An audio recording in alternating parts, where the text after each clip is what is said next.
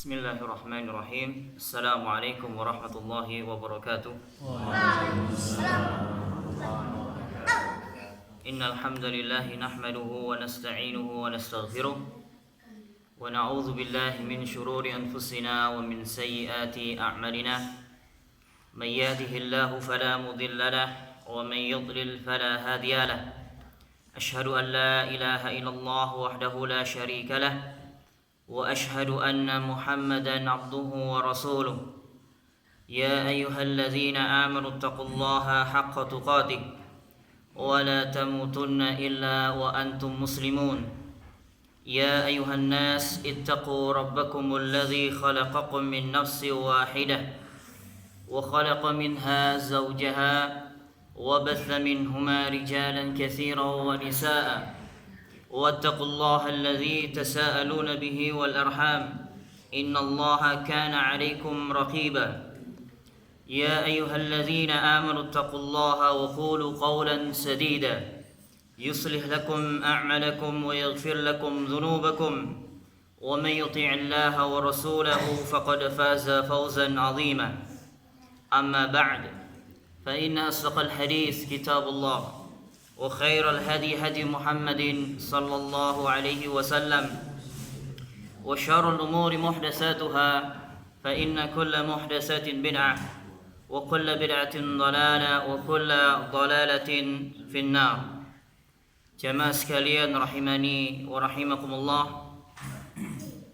setiap kita akan ditanya tentang dua hal kelak pada hari kiamat. Yang pertama, masing-masing kita akan ditanya siapa yang kamu sembah di dunia. Ini yang pertama. Kemudian yang kedua,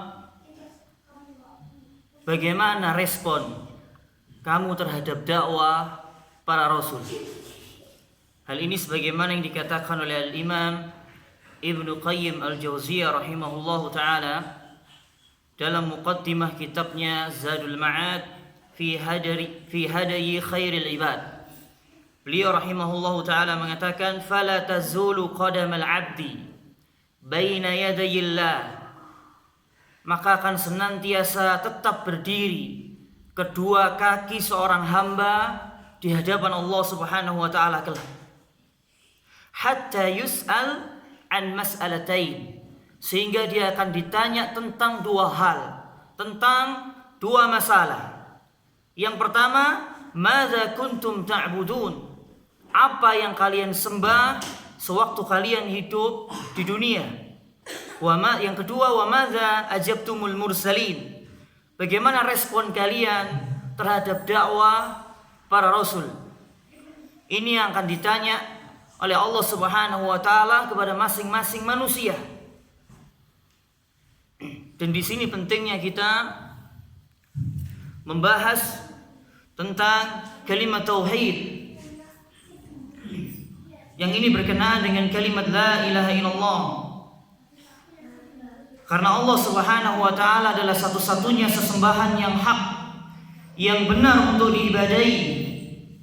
Dan selama-lamanya Allah Subhanahu wa taala tidak akan pernah ridha apabila Allah Subhanahu wa taala disekutukan dengan selainnya, baik itu disekutukan dengan malaikat yang didekatkan maupun nabi yang diutus.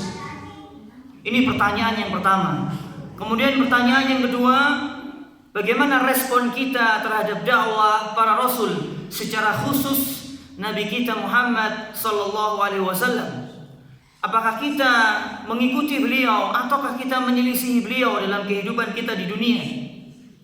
Bahkan sampai ulama mengatakan, seandainya masing-masing kita menyelisihi semua manusia yang hidup di muka bumi ini, dan kita hanya mengikuti satu orang ini, yakni Nabi SAW, niscaya kita tidak akan ditanya kelak pada hari kiamat.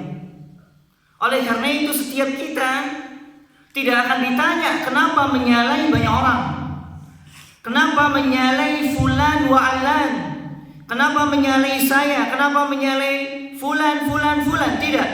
Tapi setiap kita akan ditanya kenapa menyalahi Nabi SAW. Ini yang akan ditanya oleh Allah Subhanahu wa taala. Oleh karena itu seorang rasul Allah Subhanahu wa taala untuk ditaati, untuk diikuti, untuk dibenarkan semua perkataannya. Seorang rasul diutus bukan untuk ditentang, bukan untuk dibantah, bukan untuk dilawan, tapi untuk diikuti, ditaati. Sebagaimana firman Allah Subhanahu wa taala, "Wa ma arsalnaka illa liyuta'a bi'iznillah." Dan tidaklah kami mengutus engkau wahai Nabi melainkan supaya ditaati dengan izin Allah Subhanahu wa taala. Jadi Nabi SAW diutus di tengah-tengah manusia, di umat akhir zaman ini. Beliau diutus adalah untuk ditaati, untuk diikuti syariat beliau, bukan diselisihi, bukan ditentang.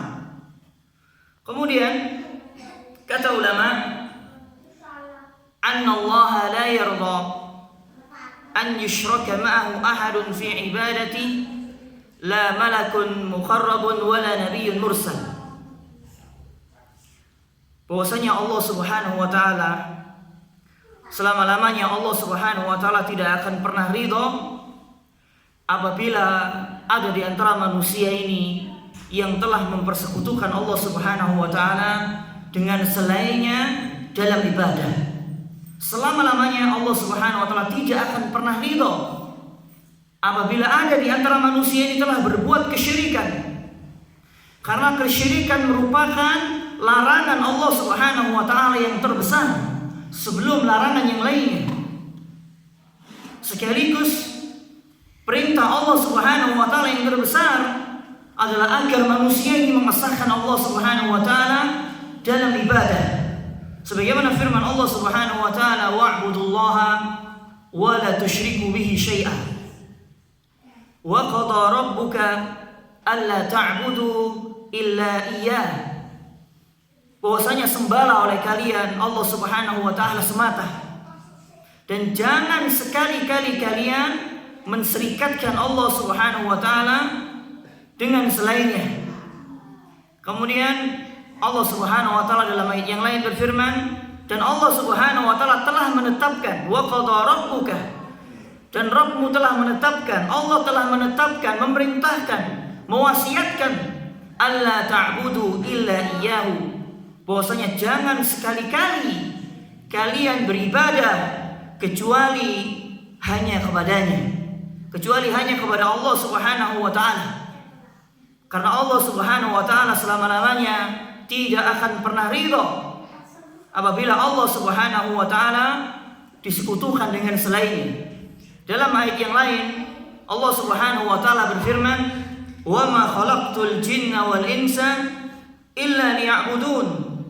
Dan tidaklah aku menciptakan jin dan manusia melainkan supaya mereka liya'budun. Kata ulama yang dimaksud liya'budun, liwahidun, yakni agar mereka mentauhidkan aku, mentauhidkan Allah Subhanahu wa taala.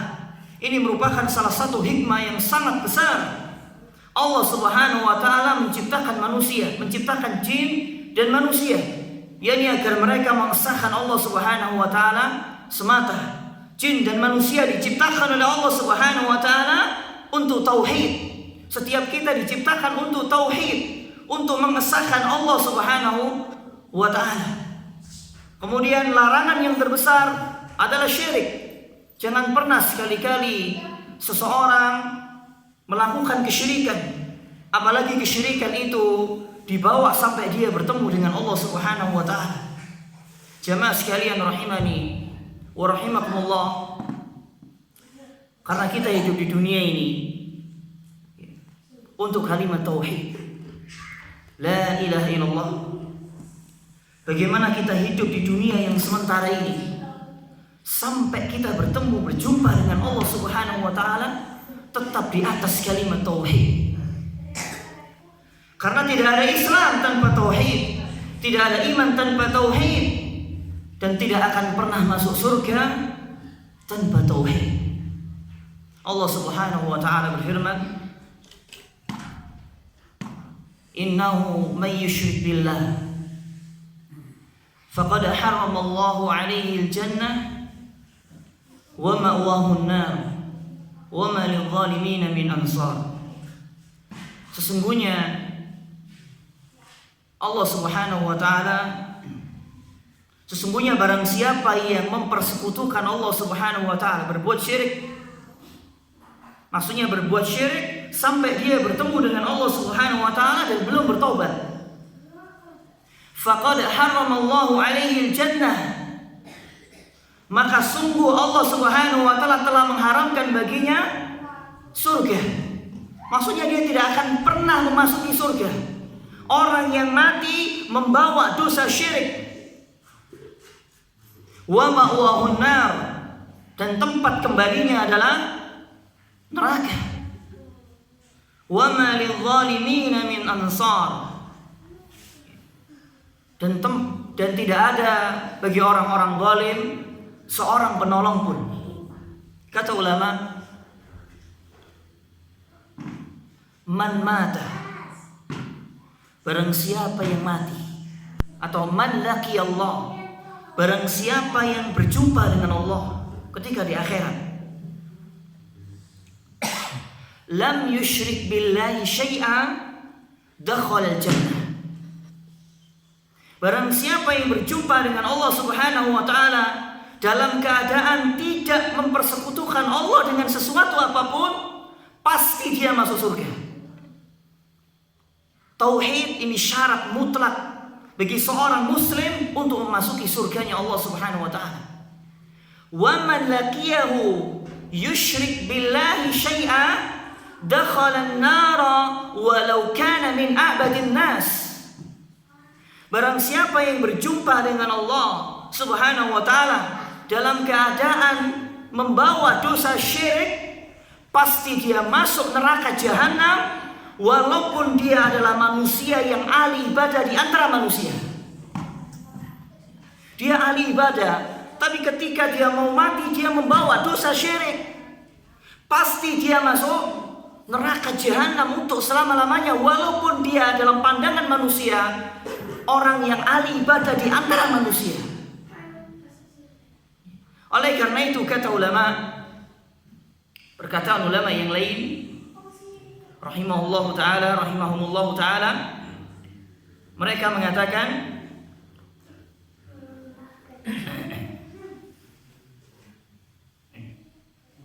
fa'lam, ketahuilah,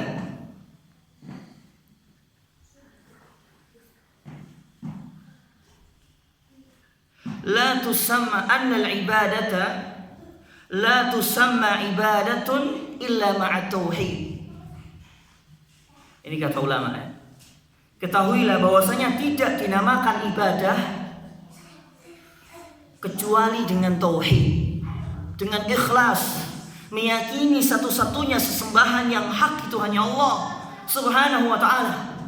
Tidak boleh seseorang memalingkan ibadah kepada selain Allah. Wa ma umiru illa liya'budullah mukhlishina lahuddin. Dan tidaklah mereka diperintahkan melainkan supaya mereka beribadah kepada Allah dengan mengikhlaskan agama karena Dia. Kemudian, kama anna salata la tusamma salatun illa ma'a taharah. Sebagaimana salat tidak dinamakan salat kecuali dengan bersuci. Salat tidak akan diterima, tidak sah tanpa bersuci. Fa idza dakhala syirku fil ibadah, maka apabila kesyirikan atau ibadah bercampur dengan kesyirikan, fasadat, maka ibadah itu akan hancur, kal hadas, sebagaimana hadas ini bisa idza dakhala fit taharah.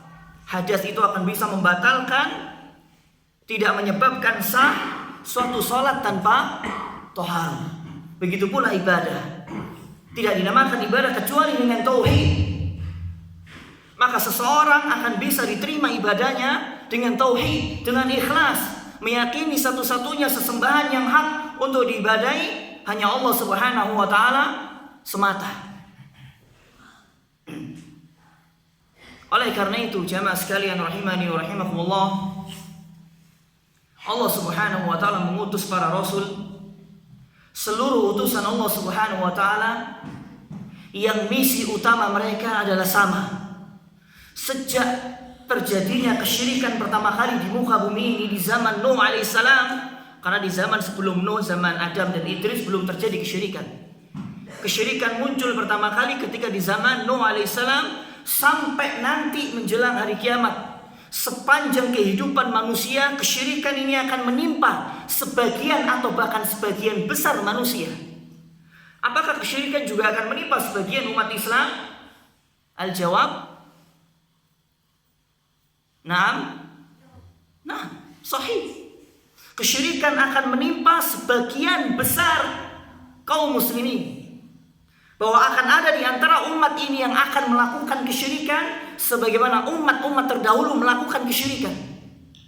Bahkan segala bentuk kesyirikan yang dilakukan oleh kaum musyrikin terdahulu ini terjadi pada zaman kita sekarang. Jadi jangan dikira setelah kita Islam gak perlu didakwai tauhid, kan mereka sudah beriman kepada Allah. Siapa bilang? Yang pertama, ini menyalahi kenyataan. Yang kedua, ini menyalahi sabda Nabi SAW dalam hadis yang sahih yang dikeluarkan oleh Al-Imam Abu Dawud dalam sunannya dari sahabat Thauban radhiyallahu ta'ala anhu wardahu. Nabi SAW bersabda, la taqumus sa'ah, tidak akan terjadi hari kiamat hatta talhaqa qabailu min ummati bil musyrikin, sehingga akan ada di antara umatku beberapa kabilah dari umatku akan mengikuti orang-orang musyrikin. Apa yang menjadi perbuatan orang-orang musyrikin, hatta kesyirikan mereka akan diikuti oleh sebagian umat ini. Wa hatta ta'buda qabailu min ummati al-awthan, atau kama qala alaihi salatu wassalam. Hadis ini sahih, diriwayatkan oleh Imam Abu Dawud dalam sunannya. Sehingga akan ada di antara umatku beberapa kabilah dari umatku menyembah berhala sebagaimana orang-orang musyrikin menyembah berhala. Yang dimaksud al-awthan dalam Al-Quran, al-awthan atau asnam biasanya diterjemahkan dengan berhala, tapi maknanya adalah sebagaimana kata ulama, kullu ma ubida min dunillah. Yang dimaksud asnam atau al-awthan dalam Al-Quran maupun dalam hadis, yang dimaksud adalah setiap yang disembah selain Allah Subhanahu wa ta'ala. Akan ada di antara umat ini yang menyembah sesembahan selain Allah, menyembah syaitan, menyembah jin, menyembah pohon, menyembah manusia, menyembah para nabi, yang selama-lamanya Allah tidak akan pernah ridho dengan perbuatan itu. Menyembah Nyi Roro Kidul, ya. Menyembah siapa yang menjaga lumpur lapindo, yang semisalnya, yang itu dilakukan oleh sebagian kaum muslimin. Menyembelih hewan sesembelihan untuk selain Allah, yang itu semua merupakan perbuatan syirkun akbar, perbuatan syirik besar. Apakah dilakukan sebagian kaum muslimin? Sahih, dilakukan oleh sebagian kaum muslimin. Dan nanti akan kita bahas tentang macam-macam syirik dan bahaya bagi para pelakunya. Terancam para pelakunya kekal dalam neraka untuk selama-lamanya. Dan di sini juga terdapat pelajaran bagi para dai, para ustadz, para mubalik. Hendaknya setiap para dai memprioritaskan dakwah tauhid, mendidik manusia dengan tauhid, memperingatkan manusia dari perbuatan syirik. Karena ini adalah misi dakwah para rasul yang Allah Ta'ala mengutus mereka. Sebagaimana Allah Subhanahu wa Ta'ala berfirman dalam surah An-Nahl ayat 36, wa laqad ba'atsna fi kulli ummatin rasula an i'budullaha wajtanibut taghut. Dan benar-benar kami telah mengutus seorang rasul pada tiap-tiap umat yang misi dakwah mereka sama, satu, an i'budullaha wajtanibut taghut.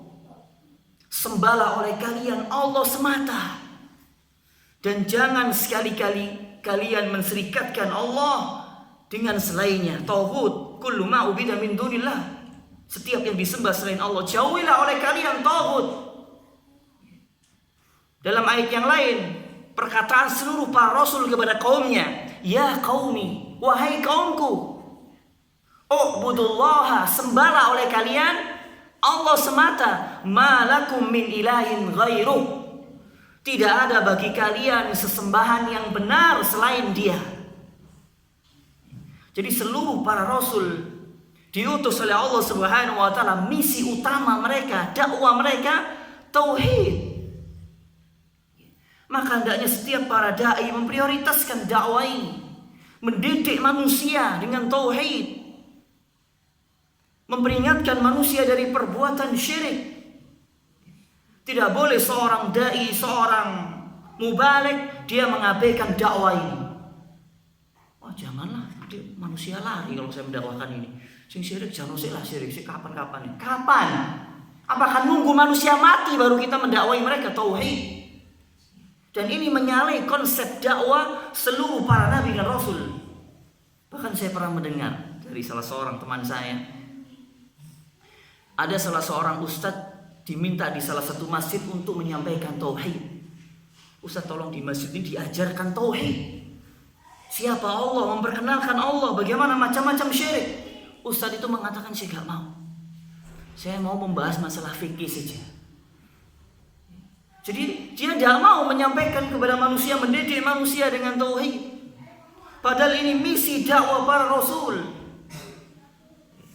Dan seluruh para rasul memperbaiki keadaan umat mereka masing-masing dengan tauhid. Bukan dari sisi yang lain. Bukan dari sisi yang lain. Seluruh para nabi dan rasul.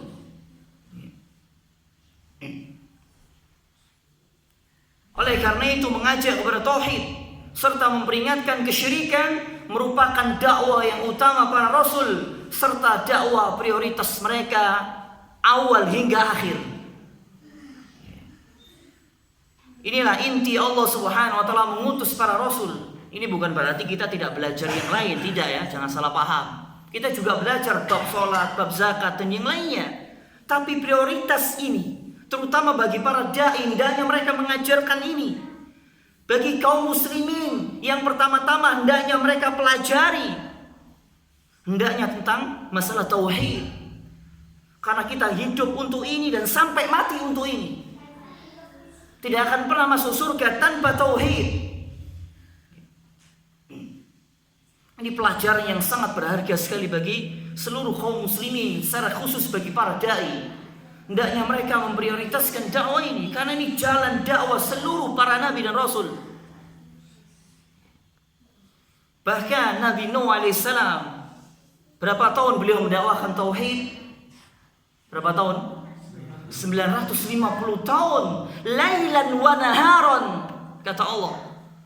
Wa qala rabbi inni da'autu qaumi lailan wa nahara. Ya Allah, aku telah menyeru mereka, kaumku itu, siang dan malam. Walaqad arsalna Nuhan ila qaumihi falabitha fihim alfa sanatin illa 50 'ama. Dan sungguh kami telah mengutus Nuh kepada kaumnya, dan dia tinggal bersama kaumnya 1000 tahun kurang 50 tahun. 950 tahun. Beliau tidak henti-hentinya mendakwakan tauhid. Duduk saulan pisan lho, siang dan malam bendino. Setiap hari. Lalu apa respon kaumnya? Falam yazidhum du'ai illa firara.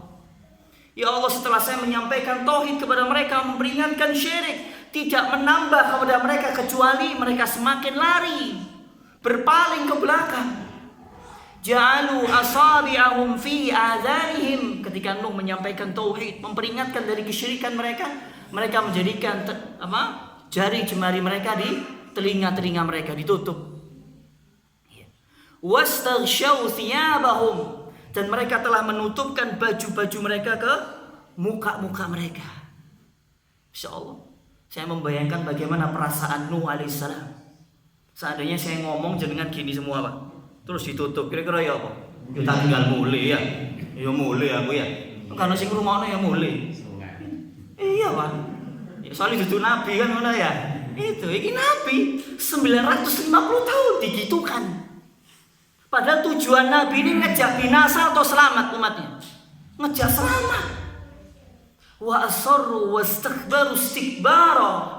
Dan umatnya terus menerus dalam kekufuran dan kesyirikan mereka, dan mereka terus menerus dalam kesombongan.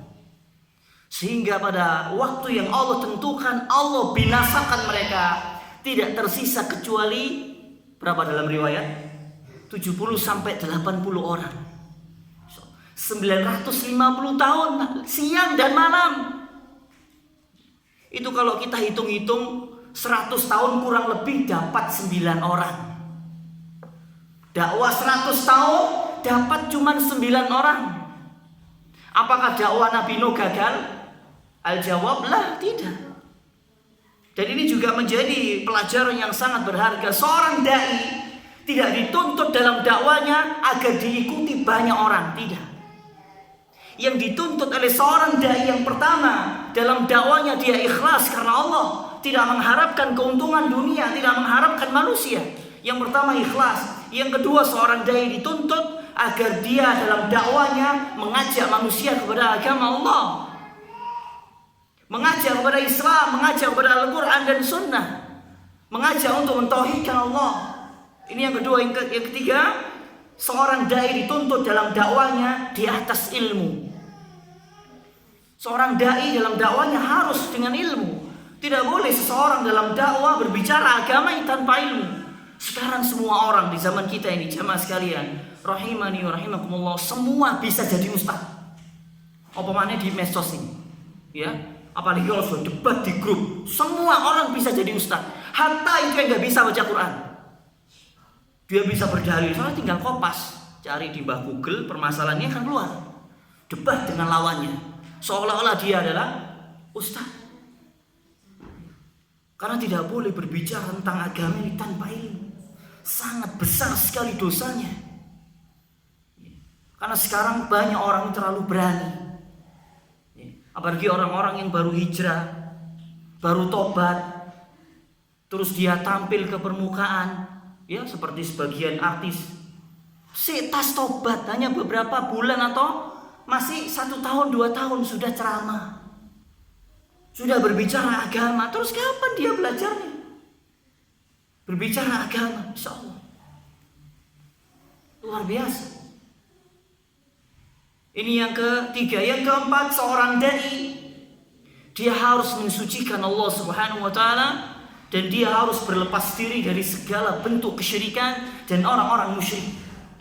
Sebagaimana Allah Subhanahu wa taala berfirman dalam surah Yusuf, "Qul hadhihi sabili ad'u ila Allah ala basiratin ana wa man ittaba'ani wa subhanallahi wa ma ana minal musyrikin." Katakan wahai Nabi, hadhihi sabili, inilah jalanku, inilah jalan dakwahku. Ad'u ila Allah, aku mengajak, menyeru manusia kepada Allah. Jadi seorang dai harus mengajak manusia kepada agama Allah, kepada tauhid, kepada Al-Quran, kepada sunnah, kepada dalil. Tidak boleh seorang dai ngajak kepada dirinya, ngajak kepada kelompoknya, kepada organisasinya, kepada grupnya, tidak boleh. Seorang dai dalam dakwanya ngajak kepada dalil, didik umat ini dengan Al-Quran dan sunnah. Ala basiratin, di atas ilmu. Ana wa man ittaba'ani, aku dan orang-orang yang mengikutiku. Wa subhanallah, maha suci Allah Subhanahu wa taala, wa ma ana minal musyrikin, dan sekali-kali aku bukan termasuk golongan orang-orang musyrik. Yang terakhir, ya, kurang 5 menit. Yang terakhir, bahwa para rasul diutus oleh Allah Subhanahu wa taala mendakwahkan tauhid, memperingatkan syirik. Tidak ada seorang pun di antara mereka yang menyampaikan agama yang hak ini, melainkan pasti akan ada orang-orang yang menentang dan memusuhi dakwah mereka. Tidaklah seorang rasul diutus oleh Allah Subhanahu wa taala menyampaikan tauhid, memperingatkan syirik, melainkan ada orang-orang yang akan senantiasa memusuhi, membenci dan memerangi dakwah para rasul. Ini sudah menjadi sunnatullah. Sunnatullah agar seorang dai, ya terutama bagi diri saya sendiri, ketika dia menyampaikan tauhid, memperingatkan syirik, kok mendapatkan perlawanan, ini sudah sunnatullah. Jangan bersedih dalam Jangan bersedih terlalu berlarut-larut. Seseorang ketika ditentang dalam dakwanya sedih ini wajar, sifat manusia, fitrah manusia. Tapi jangan terlalu berlarut-larut dalam kesedihan. Kita harus tengok para rasul yang terdahulu. Bagaimana Nuh alaihissalam diusir oleh kaumnya. Bagaimana Nabi kita alaihissalatu wassalam dibenci, dimusuhi, difitnah, dituduh dengan tuduhan-tuduhan yang tidak benar. Para nabi dikatakan apa oleh kaumnya yang tidak menerima dakwah tauhid dalam Al-Quran? Dikatakan apa? Yang pertama apa? Sahirun. Apa sahirun? Tukang sihir. Kemudian apa? Kahin. Dukun nih. Dukun dia itu. Kemudian apa? Majnun. Gak waras. Ya, mungkin kalau sekarang paling banter ya Pak yo. Kaku keras. Itu paling banter nih. Soalnya ngomong ini wis gelek ngono lho Pak. Sering. Ya. Sering. Kalau ngomong ya harus keras ya, kalau tidak keras jenengan tidur semua. Ya, harus keras. Ini bukan berarti keras dakwanya, tidak. Ya ngomongnya harus keras. Iya, si keras gini ono sing senden mbek merem-merem kok ya. Itu apa maneh klunak-klunuk. Ya tambah. Berarti kesender sing senden ya. Hati-hati. Gitu. Tidaklah seorang rasul diutus pasti akan ada orang-orang yang menentang mereka, menuduh dengan tuduhan-tuduhan tidak benar. Perhatikan firman Allah Subhanahu wa taala dalam surah Az-Zariyat ayat yang ke-52. Kadzalika ma atal ladzina min qablihim min rasulin illa qalu sahirun aw majnun.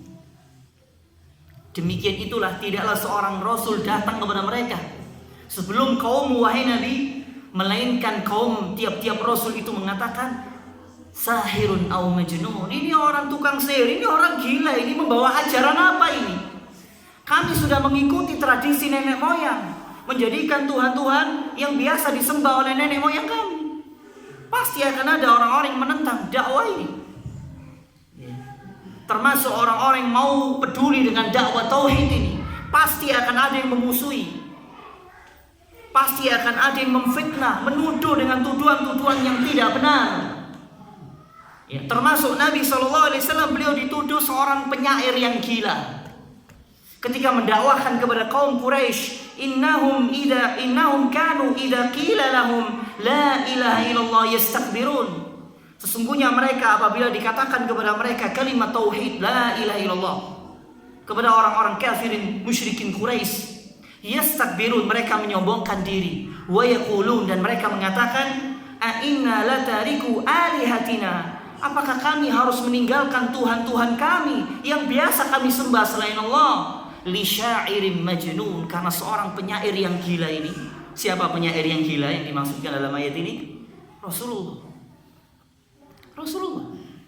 So, padahal seorang rasul ini mengajar selamat.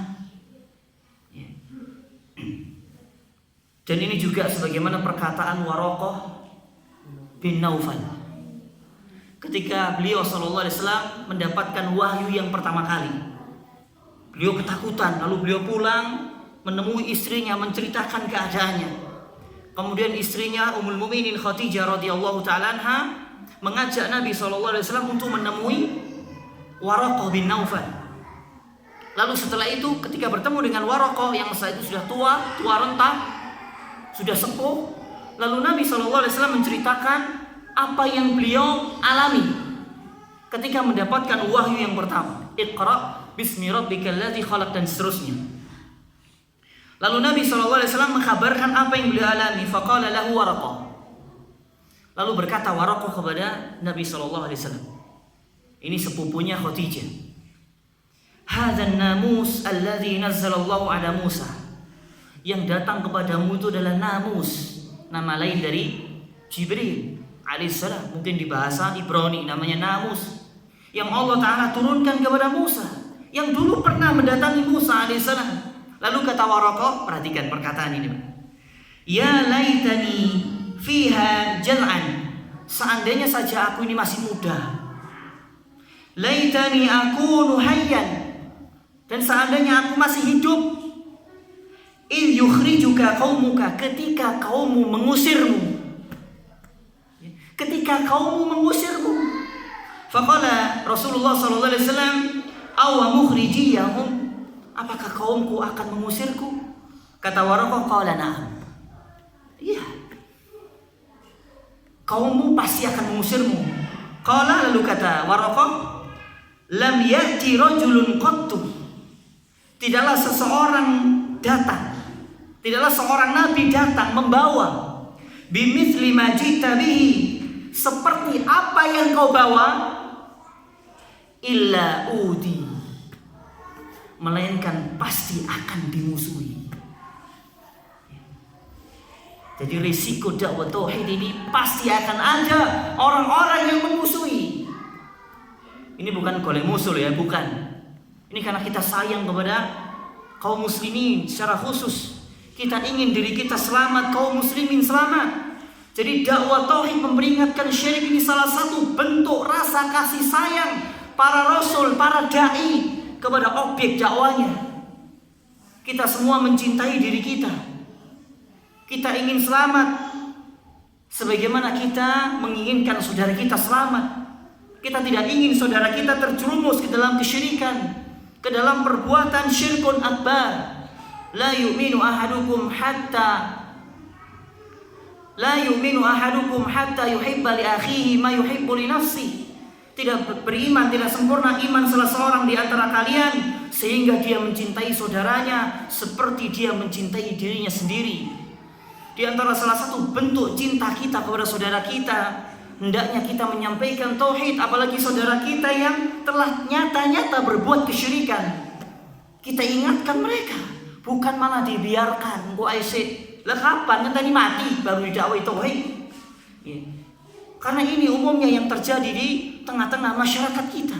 Sedikit sekali orang-orang yang peduli dengan dakwah yang hak ini, dakwah yang mulia ini, dakwah yang besar ini. Umumnya orang dalam menyampaikan, yang penting dia menyampaikan sholat, aman bahas sholat, aman, semua sepakat. Zakat, coba kalau memperingatkan masalah syirik dan segala sarana perbuatan syirik, mengirim sesajen itu termasuk perbuatan syirik, beribadah kepada orang-orang yang telah mati itu termasuk perbuatan syirik. Sebagian para dai lu gosip, ya jangan dulu. Selama kok melayu wong, gak iso tak dakwahi melayu. Padahal Nabi SAW tidak akan pernah beliau ridho apabila kesyirikan itu dilanggar oleh sebagian manusia. Bahkan pernah terjadi di zaman Nabi SAW, ada seseorang memakai gelang minal wahinah. Beliau bertanya, "Ma hadhihi? Apa ini? Apa yang kamu kenakan ini?" "Hadhihi minal wahina ya Rasulullah." Kata ulama, yang dimaksud wahina ini seseorang memakai gelang, ya, dari kain atau yang semisalnya, yang dia gunakan untuk menolak bala, untuk melindungi dirinya dari segala mara musibah. Dan dia berkeyakinan dengan memakai gelang itu dia akan terlindungi dari musibah. Faqala Nabi sallallahu alaihi wasallam, "Inziha." Kamu buang itu. Fala yazidaka illa wahnan. Tidak akan menambah gelang ini kecuali kelemahan kepadamu. Lalu kata beliau, wa in mitta ala dzalik ma aflahta abada. Dan jika engkau mati dalam keadaan demikian, engkau tidak akan pernah beruntung selama-lamanya. Ini sahabat yang telah mengenakan gelang yang dia gunakan untuk jimat dan yang semisalnya, diperintahkan oleh Nabi untuk membuangnya. Kalau seandainya engkau mati dalam keadaan demikian, engkau tidak akan beruntung selama-lamanya. Dan ini menunjukkan perbuatan syirik. Bahkan sebagian ulama menyatakan ini perbuatan syirkun akbar. Dia meyakini benda-benda tertentu bisa melindungi dirinya dari mara bahaya, bisa menolak bala, bisa menyembuhkan penyakit. Kira-kira kejadian yang semisal ini terjadi tidak pada zaman kita? Ya, dulu apa namanya? Ponari itu ya, apa ponari dulu itu? Itu. Ini sudah dibatasi ya. Ini ada tanya jawab deh. Oh gitu. Ya karena waktu terbatas. Ya, insya Allah Ta'ala kita lanjutkan pertemuan berikutnya. Ini masih belum yang lainnya ya, masih panjang ya, tentang syirik, tentang tauhid, tentang macam-macam. Wallahu ta'ala alam bisawab. Mudah-mudahan apa yang kita bahas ini bermanfaat, menambah iman, menambah ilmu. Semoga kita semua tetap istiqomah di atas Islam, di atas sunnah, di atas tauhid, dan semoga Allah Subhanahu wa taala mewafatkan kita semua dalam keadaan husnul khatimah. Kita akhiri dengan doa kafaratul majlis. Subhanakallahumma wa bihamdika asyhadu an la ilaha illa anta astaghfiruka wa atubu ilaik. Assalamualaikum warahmatullahi wabarakatuh.